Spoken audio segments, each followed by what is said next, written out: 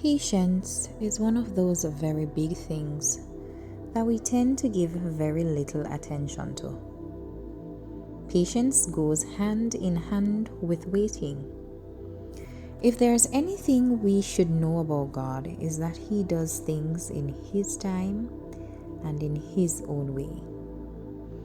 Patience is that balance between waiting and getting what you have been asking for. The moment you upset that balance, everything begins to fall out of place, and life becomes very chaotic very fast.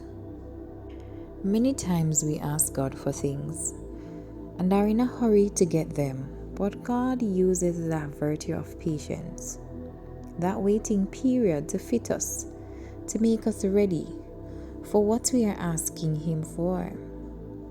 Sometimes in our asking, God sees that we are not ready or prepared for the blessings that He has in store for us. So, He delays the blessings until we are in the place where we can now appreciate what He does for us.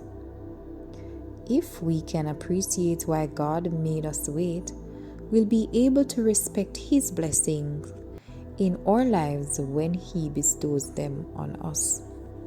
Without patience, we cannot be true servants of God, because it is the backbone or the foundation of faith. And according to the book of Hebrews 11 verse 6, without faith it is impossible to please Him. For he that cometh to God must believe that He is, and that He is a rewarder of them that diligently seek Him. Brother James says that we should allow patience to have her perfect way in our lives. There is no shortcut when it comes on to patience. We have to allow it to run its course according to the will of God for our lives. In the early Bible times, there were some men of God who became impatient while waiting on God and took things in their hands. They upset the balance, trying to force the hands of God to act before the time God had planned out for them.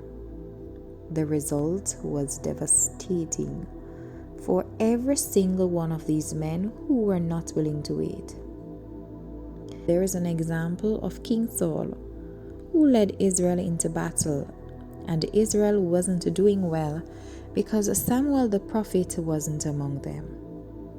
Instead of waiting for Samuel to show up, Saul took unto himself the office of the priest to offer sacrifice to God, which was something that was forbidden by God. But he was so desperate for victory that he was willing to stop at nothing to get there. Shortly after, Samuel arrived and lamented the action of King Saul, because he knew that the king would pay dearly for it. As a result, Saul lost the battle and his throne. Years later, he lost his life and his whole family was wiped out in a day to make way for the person who God chose to replace him. Samuel the prophet mourned to God for Saul, but the damage was already done. God said He had rejected Saul from being king over His people. He was beyond redemption.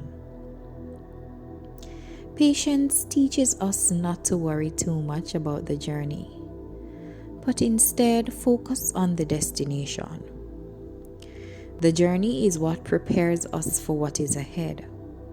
So whatever your journey is, trust God to lead you through it. We all have our different situations that we have placed before Him, but we all must be patient. If you're waiting on God for a partner, trust the process. If you're asking for healing, trust the process.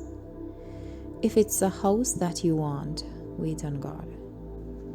When He sees it fit, He'll grant you the blessings. Patience is so important to our salvation that the Apostle Paul urged the New Testament believers in most of his epistles to be patient. Paul to the Romans, rejoice in hope, be patient in tribulation, be constant in prayer. According to Romans 12, verse 12. Paul to the Philippians, do not be anxious about anything, but in everything by prayer and supplication with thanksgiving, let your requests be made known to God. Philippians 4, verse 6.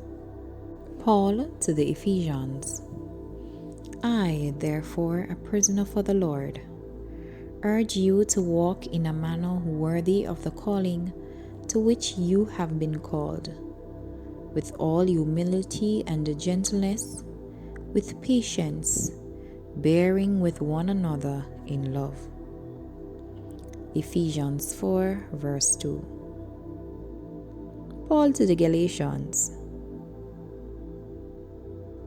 according to Galatians 6, verse 9, and let us not grow weary in doing good, for in due season we will reap, if we do not give up. David, a man after God's heart, in Psalm 40, verse 1 said, I waited patiently for the Lord. He inclined to me and heard my cry.